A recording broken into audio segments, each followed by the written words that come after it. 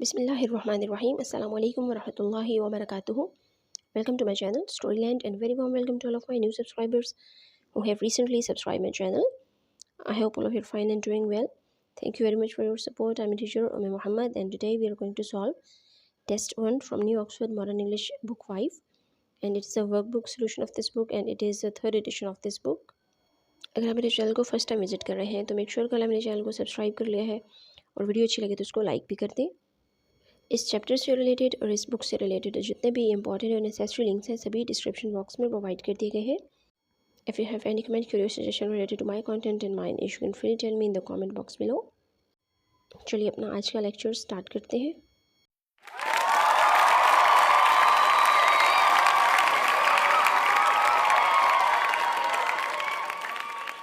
अल्लाहुम्मा इन्नी अऊज़ु बिका मिन इल्मिन ला यनफ़उ व मिन क़ल्बिन ला यख़शउ ومن نفس لا تشبع ومن دعوة لا يستجاب لها. The name of today's lecture is Test 1 and the first section of exercise is Section A, Unseen Comprehension. Read the poem aloud to your teacher. अपने teacher के सामने इस पोएम को इस नज़म को बुलंद आवाज़ में पढ़ें। When you have finished, जब आप इसको ख़त्म कर लें, your teacher will choose 2 words from each stanza. हर शेर में से यानी हर स्टांजा में से आपके टीचर 2 वर्ड्स को चूज़ करेंगी and read them out to you और आपके सामने उसको पढ़ेंगी। Write down the words in your notebook. इन वर्ड्स को अपनी नोटबुक में लिखें। Can you spell them all correctly? क्या आप उनको सबको ठीक से सही स्पेलिंग के साथ लिख सकते हैं? यहाँ से हमारी पोएम की रीडिंग स्टार्ट होती है। Pirate Don Durk of Dowdee. Pirate का नाम है डॉन डर्क और बिलोंग कहाँ से करते हैं वो? डाउडी से। Ho for the pirate Don Durk of Dowdee. Ho mean जब हम किसी का नारा लगाते हैं तो उसके लिए बोला जाता है, यानी उसके लिए हम नारा लगा रहे हैं। He was as wicket could be. Wicket का मतलब होता है चालाक, लेकिन ये चालाकी नेगेटिव सेंस में जाएगी, यानी वो बहुत शातिर इंसान है। But oh he was perfectly gorgeous to see, लेकिन वो देखने में बहुत खूबसूरत है या बहुत गॉर्जियस है, बहुत अट्रैक्टिव पर्सनैलिटी है उसकी। The pirate Don Durk of Dowdee, his conscience of course was as black as a bat. Conscience बोलते हैं इंसान के शऊर को। यहाँ पर हम कह सकते हैं कि बहुत नेगेटिव थिंकिंग वाला बंदा, यानी उसको कोई पॉजिटिव ख्याल नहीं आता और उसका जो शऊर है वो ऐसा है जैसे चमगादड़ की तरह। बैट बोलते हैं चमगादड़ को और उसकी तरह उसका जो शऊर है वो काला है। But he had a floppety plume on his hat, लेकिन उसके हैट के ऊपर एक फ्लॉपिटी प्लूम बोलते हैं एक जो पंख लगा होता है खूबसूरती के लिए हैट के लगाया जाता है। और फ्लॉपिटी वो जब चलता है तो वो मूव करता है इधर उधर। and when he went walking it jiggled like that, और जब वो चलता है या कदम रखता है तो वो जो पंख है वो हिलता है। The plume of the pirate Dowdee, pirate Dowdee का प्लूम या उसका पंख, उसकी टोपी का पंख। Oh he had a cutlass that swung at his thigh, और उसके पास एक कटलेस है। कटलेस बोलते हैं एक चाकू तो होता है छोटा और तलवार होती है बहुत बड़ी, तो इससे मिड साइज़ में, दोनों से मीडियम साइज़ में होता है, यानी चाकू से कुछ बड़ा होता है और तलवार से छोटा होता है, और वो उसके थाई पे लगा हुआ है। स्वंग मीन लटक रहा है, वहाँ पे झूल रहा है। And he had a parrot called Pepperkin Pye, उसका एक तोता है जिसका नाम है Pepperkin Pye. And zigzaggy scar at the end of his eye, और उसकी आँख के किनारे की तरफ या आँख के बिल्कुल आखिरी हिस्से में एक ज़िगज़ैग स्कार बोलते हैं चोट का निशान। तो वहाँ पे जिस तरह से होते हैं ना स्टिचेस लगने की वजह से अक्सर हो जाता है, तो बताया गया है कि वो बहुत एडवेंचरस है, इस वजह से उसके चेहरे पर भी ज़ख़म का निशान है। Has pirate Don Durk of Dowdee, यानी उस पायरेट के फेस पर एक ज़ख़म का निशान है। ही केप्ट इन अ कैवरन, और उसने एक गार में रखा हुआ है। दिस बुकनियर बोल्ड, इस कज़ाक ने या इस लुटेरे ने, बुकनियर बोलते हैं लुटेरे को। A curious chest that was covered with mould, mould बोलते हैं एक टाइप का फंगस होता है ये, यानी कोई चीज़ जब एक जगह पड़ी रहती है बहुत ज़्यादा अरसे के लिए तो उसको कोई फंगस या ऐसी कोई चीज़ कवर कर लेती है। तो इसके पास भी गार में एक ऐसा संदूक है, चेस्ट बोलते हैं संदूक को या बॉक्स को। And all of his pockets were Zhengli with gold, और उसके सारे जो पॉकेट्स हैं जेबें हैं उनमें सोना भरा है। Oh jing went the gold of Dowdee, jing का वर्ड जो यूज़ किया जाता है इसका मतलब होता है घाव लगाना। और इसके बाद है went the gold of Dowdee, यानी डाउडी का जो सोना है वो चला गया है। जिंग का मतलब उसको घाव लगा और उसके पॉकेट में कट लग गया है जैसे भी, तो उसका जो सोना है वो गिर गया। It's sure he was wicked as wicked he could be, और ये बात यकीनी है कि वो बहुत शातिर इंसान है। His since they out numbered 103, और उसके जो बुरे काम हैं यानी जो वो गलत काम करता है, सिन वैसे गुनाह को बोलते हैं, तो उनकी तादाद तकरीबन 103 यानी 103 है। But he was perfectly gorgeous to see, लेकिन देखने में उसकी पर्सनालिटी बहुत अट्रैक्टिव है, बहुत दिलकश है, वो बहुत खूबसूरत है। The pirate Don Durk of Dowdee. इसके बाद है हमारे पास question number 1, answer the questions about the poem. इस पोएम से रिलेटेड कुछ क्वेश्चंस हैं हमारे पास, इसको आंसर करना है। पहला क्वेश्चन है what was the pirate like, वो पायरेट यानी जो कज़ाक था, बहरी कज़ाक, को कैसा था। Mention 3 things about his character, उसके किरदार के बारे में 3 चीज़ें आपने मेंशन करनी है। नॉट हिज अपीयरेंस, उसकी अपीयरेंस के बारे में, अपीयरेंस होता है उसकी ज़ाहिरी शक्ल सूरत, यानी ज़ाहिरी सूरत की बात नहीं करनी आपने, उसके कैरेक्टर की बात करनी है। बी है what did the pirate look like, pirate देखने में कैसा लगता था। डिस्क्राइब हिज अपीयरेंस, यहाँ पे अब उसकी अपीयरेंस हमने बतानी है, यानी उसकी जो हुलिया था वो कैसा था। And see what do you think the following words mean in the poem, हमें यहाँ पे 4 वर्ड्स गिवन है, इसके मीनिंग बताने हैं। Floppety, buccaneer, mould and plume. And D what is a cutlass, can you think of another word to describe this object. Cutlass क्या होता है, और इसको डिस्क्राइब करने के लिए हम और कोई वर्ड अगर यूज़ कर सकते हैं तो वो भी यहाँ पे बताना है। ये है हमारे पास what can you say about the rhyming pattern in the poem, जो इस पोएम का राइमिंग पैटर्न है वो क्या है। इसके बाद है F, which line tell us that the poet like the look of the pirate, हमें इस पोएम की किस लाइन से पता चलता है कि जो पोएट है उसको पायरेट की पर्सनैलिटी बहुत पसंद है या वो उसको पसंद करता है। यहाँ पे हमारे पास जो फर्स्ट क्वेश्चन है उसका आंसर है the pirate was as wicked as he could be, he had a black conscience and he was a sinner. And B का आंसर है हमारे पास he was gorgeous to see with a zigzaggy scar at the end of his eye. He wore a plume in his hat and a large cutlass that swung on his thigh, and his pockets jingled with gold. इसके बाद third question का answer है, यहाँ पे हमने meanings बताने हैं। Floppety, moving from side to side, buccaneer, pirate, mould, fungus, and plume, feather. इसके बाद है हमारे पास फोर्थ क्वेश्चन का answer, a knife, a sword, a blade, a dagger etcetera. इस टाइप के सारे वर्ड्स हम यूज़ कर सकते हैं। ईम है स्टांजा का जो राइमिंग पैटर्न है वो है 1 and 5 A stanzas, 2 3 4 A and B। And F में हमारे पास the poet says but oh he was perfectly gorgeous to see, इस लाइन से हमें पता चलता है कि पोएट पायरेट को पसंद करता है या उसकी पर्सनैलिटी को पसंद करता है। The next section of exercise is section B, textbook quiz. Question number 1 is answer these questions from your textbook. Question A है हमारे पास why did Robinson Crusoe not take the gold coins from the shipwreck? B है what did Gerald's brother want to do to the scorpions? C what are some of the things you will need to start a collection of flowers? And D where did the poet say the skylark's nest must have seen? यहाँ पर जो first question है वो Robinson Crusoe के chapter से लिया गया है। Robinson Crusoe had no use for gold coins on a desert island. Question B का आंसर है they wanted to kill the scorpions. See some of the things you will need, a notebook, a pencil, an album or scrapbook, 2 pieces of hardboard, newspaper and a magnifying glass.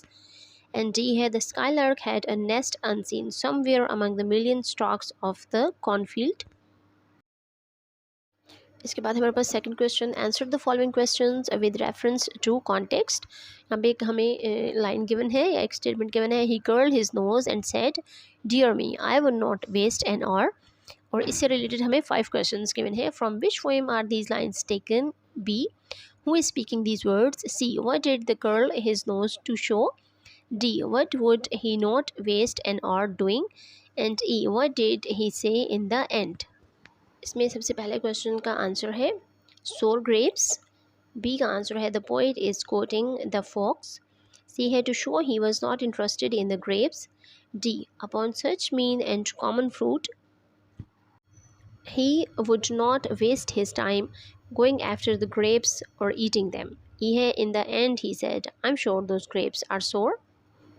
इसके बाद next section है section C, working with words. Question number 1 is what is the collective noun used for? A है a group of bees, B a group of ants, C a group of grapes, D a group of thieves and E a group of kittens. यहाँ पर हमें जो 5 names given है इसके अगर groups हों तो हम उनको क्या बुलाएंगे, यानी कलेक्टिव नाउन उनका क्या होगा।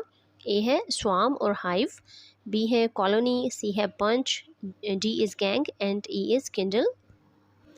इसके बाद सेक्शन सी में ही हमारे पास सेकंड क्वेश्चन है, what is the name given to the female gender of the following, यानी हमें जो मैस्कुलिन्स गिवन है और हमने फेमिनिन्स बताने हैं। यहाँ पर जो हमें वर्ड्स गिवन है वो हैं A actor, B landlord, C tiger, D host, E emperor, F boy, G gander, H bull and I hero. The feminine or masculines of these words are A actress, B landlady, C tigress, D hostess, E empress, F girl, G goose, H cow and I heroine. The next section of exercise is section D, learning about language, ज़बान के बारे में सीखना। Question number 1 है, और is an interjection, interjection क्या होता है, एक्सप्लेन, इसकी आपने वजाहत करनी है, एंड गिव एन एग्जाम्पल, और एक एग्जाम्पल देनी है, एक मिसाल देनी है। इसके बाद हमें टाइप्स ऑफ एडवर्ब्स गिवन है। Adverb have the following 4 types के एडवर्ब्स होते हैं। Adverbs of manner, angrily, happily, easily, sadly etcetera, इसकी एग्जांपल्स हैं। Adverbs of place, near, there, somewhere, outside etcetera. इसके बाद हमारे पास adverbs of time, yesterday, now, tomorrow, early, यानी जो वक्त को शो करते हैं। लास्ट में हमारे पास adverbs of frequency, often, sometimes, daily, frequently etcetera. यहाँ पर हम इंटरजेक्शन की डेफिनेशन और उसकी एग्जांपल देखते हैं। An interjection is an exclamation, words which show emotions are called interjections, यानी ऐसे वर्ड्स जो आपके इमोशंस को शो करते हैं उसको हम इंटरजेक्शन बोलते हैं। एग्जांपल है यहाँ पे, ouch he stamped on my toe, उसे मेरे पाँव के ऊपर मैं पाँव रखा, तो इसमें जो आउच का जो साउंड प्रोड्यूस हुआ है इसको हम इंटरजेक्शन बोलते हैं। इसी तरह से डिफरेंट सिचुएशंस के लिए डिफरेंट वर्ड्स बोले जाते हैं। वाओ, अलास, हुर्रा, इस टाइप के वर्ड्स सभी इंटरजेक्शन वर्ड्स कहलाते हैं। इसके बाद है question number 2, think of one more example of each type and use it in a sentence. हमें जो 4 टाइप्स गिवन है एडवर्ब्स की, उसको हमने एक एक एग्जाम्पल सब एडवर्ब्स के यूज़ करते हुए हमने उसको एक सेंटेंस लिखना है। सबसे पहले हम जो एडवर्ब यूज़ कर रहे हैं वो है adverb of manner, I solve the puzzle easily. Next हमारे पास adverb of place, he was standing near the bus. Third है हमारे पास adverb of time, I get up early in the morning. और सबसे लास्ट में है हमारे पास adverb of frequency, I daily brush my teeth. The next question is question number 3. State whether the underlined words in the following sentences are adverbs of manner, time, place और frequency। यानी हमें 4 sentences गिनने हैं और हमने point out करना है कि यहाँ पे जो adverb यूज़ हो रहा है वो adverb of place है, time है, frequency है या manner है। यहाँ पर फर्स्ट सेंटेंस में 2 एडवर्ब यूज़ हुए हैं। फर्स्ट है मार्केट, ये एडवर्ब ऑफ प्लेस है। सेकंड है मॉर्निंग, एडवर्ब ऑफ टाइम है। थर्ड जो सेकंड सेंटेंस में यूज़ हुआ है that is easily, it's adverb of manner.